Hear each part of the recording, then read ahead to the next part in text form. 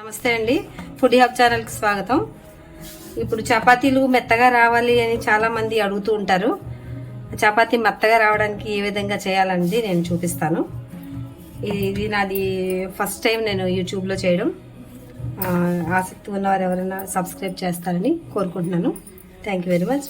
చూడండి, ముందుగా చపాతీ బాగా మెత్తగా కలుపుకోవాలి.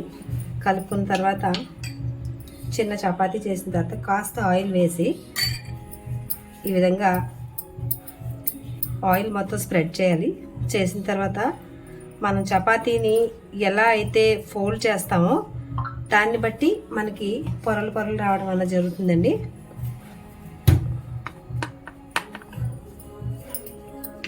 గట్టిగా ఒత్తడం చేయకూడదు.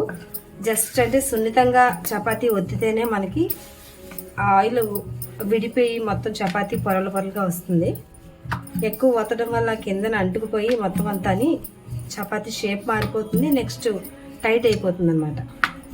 ఈ విధంగా ఒత్తుకొని ఎడ్జ్లంట దలసరిగా రాకుండా అన్ని వైపుల నుంచి పల్చగా అయ్యేలాగా మనం ఒత్తుకోవాలి. ఎప్పుడన్నా ఇలా ఒత్తుకున్న చపాతీలు మన సైజ్ చూసుకున్న దాన్ని బట్టి ముద్ద తీసుకోవాలండి. ఎవరన్నా పెద్ద చపాతీ కావాలంటే కాస్త మన పిడికిళ్ళు సరిపడగా తీసుకోవచ్చు.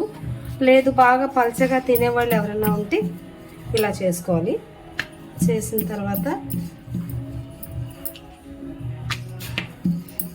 షేపు అందరికీ ఒకలా వస్తుందని ఉండదు, కొంతమంది రౌండ్ చేస్తారు.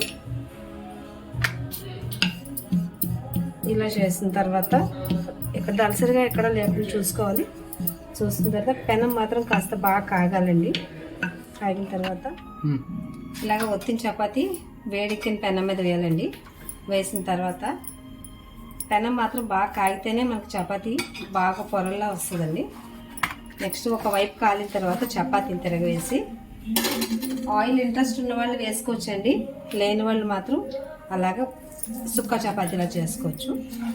చేసిన తర్వాత చపాతీని వెనక్కి తిప్పి కాస్త ఆయిల్ వేయాలండి. అంతే, ఇలా తిప్పుకుంటే మీకు చపాతీ బెలూన్ షేప్లో వస్తుంది. చూడండి, మనం ఒత్తే విధానం బట్టి పిండి కలుపుకునే విధానం బట్టి చపాతీ మెత్తగా రావడం జరుగుతుంది.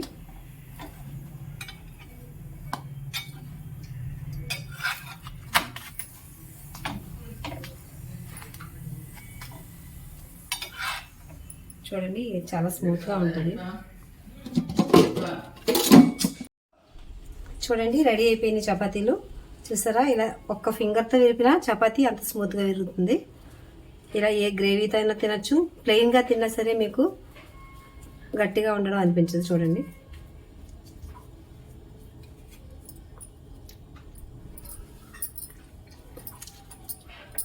చూసారు కదా, ఈ విధంగా చేసుకోవాలండి. Please subscribe my channel. Thank you very much.